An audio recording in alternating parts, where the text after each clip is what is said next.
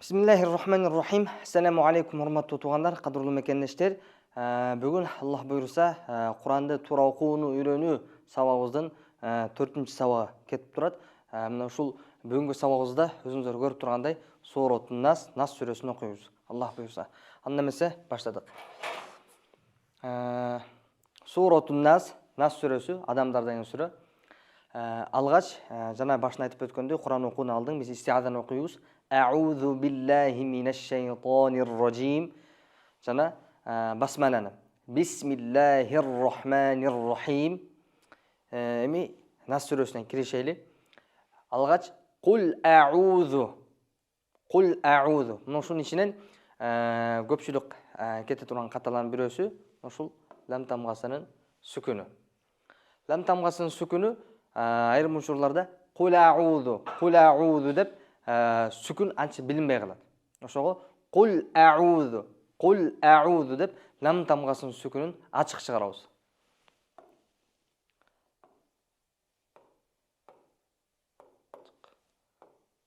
Ачык чыгаруу.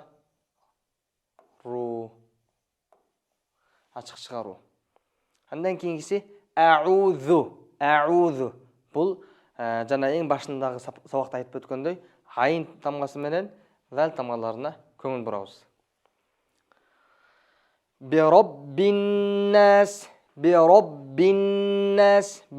дегенде ба тамгасын ташит ту тамга. Ошого Birobbi-nas деп ба тамгасынын таштын билдирип окуйбуз. Жана катасы Birobbi-nas деп ба тамгасын ташит анча билинбей калат. Же болсо Birobbi-nas деп п менен айткан учурлардагы кездешпей койбойт. Ошого Birobbi-nas андан кийин ушул нун тамгасында. Birobbi-nas гунна кылбастан айтып койсок бул ката болот. Birobbi-nas депчи. Ошого нун тамгасын эки аракет кармайбыз. Гунна кылабыз. Birobbi-nas. Андан кийин аягында син тамгасы буга чейинки сабактарда айтылып келгендей бираз толук чыкканга убакыт беребиз. Аннас. Ал эми Birobbi-nas дегенде 2, 4, 6 аракетке чейин соссок болот. Кийинкиси экинчи аят Маликин-nas. Бул жерден ошол мим тамгасына көңүл бурабыз. Ичке чыгарабыз. Анан бул Маликин-nas дегенде Фатиха сүрөсүндөгү Малики яумиддиндеги Малики деп ошол Фатиха сүрөсүндөгү Маликке салыштырып алсак, анда ката болуп калат. Созуп айтып алабыз. Маликин-nas депчи. Ошо бул Фатиха сүрөсүндөй созулбайт. Маликин-nas деп созулбасын айтат. Ошол эскертүү каттары жазып койсок. Созбо.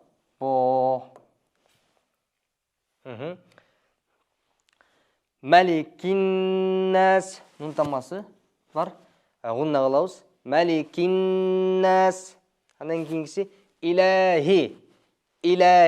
Бул жерден дагы ха тамгасы ха болуп чыгыш керек. Илахи же Илахи деп чыгып калса бул ката болот. Илахин-nas. Бул түшүнүктүү эле. Андан кийинкиси мин шарри. Бул жерден дагы өзгөчө айта турган эреженин бириси ушул нун тамгасы ихфа кылуу. Мин шарри дароо өтүп кетсеңиз, анда ихфа кылынбай калат дагы нун тамгасы бул ката болот.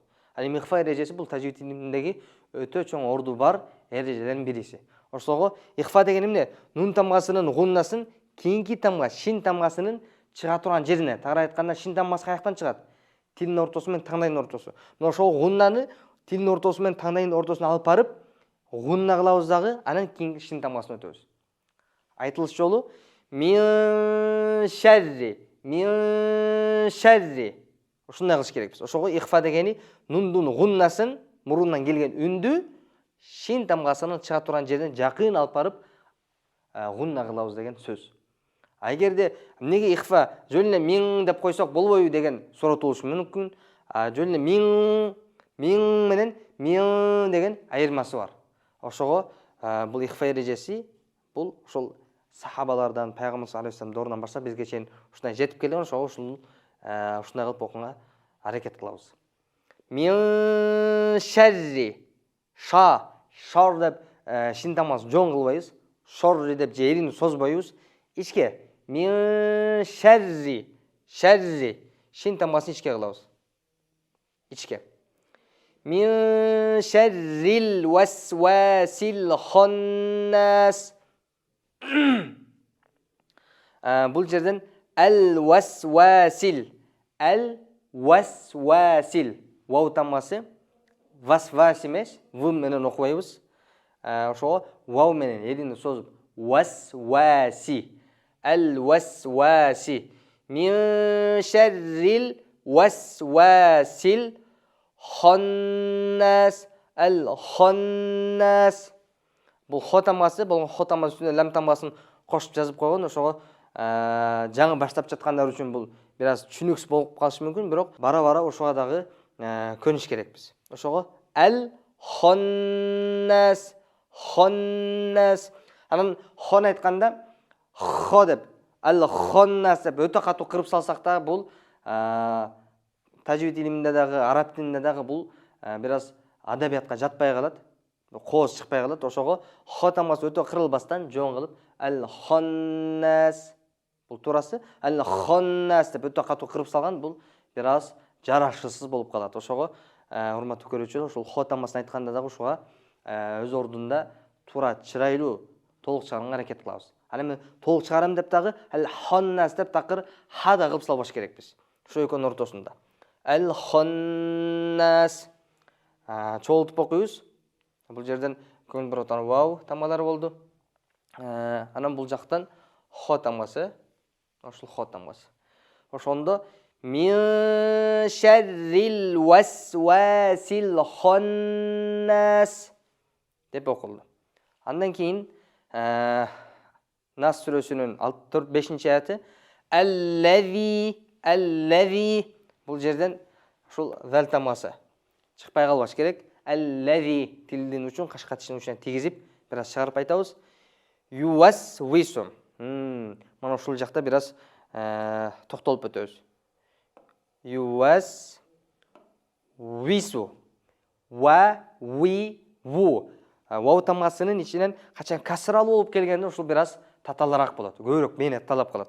Ошого ювасвису дегенде бизде кездешкен ката в менен айтылган учур болот. Ви деп айткан учур болот. Ошого бул ката. Ювасвису. Бул ката болду. Ошого ви деп айтпайбыз. Ви деп бул баягы кыргызча араб тамгаларын же болбосо ошол сүрөлөрдү кыргызча транскрипциясы менен жазганда ошол ви деп жазылып калат. Бирок бул жок болгон себептен мына эң жакыныраак деп ви деп жазылат. Бирок негизинен ви эмес, we. Элди бири-бирине тийгизбестен ювасвису деп туура окуганга аракет кылабыз. Ювасвису фи судуриннас.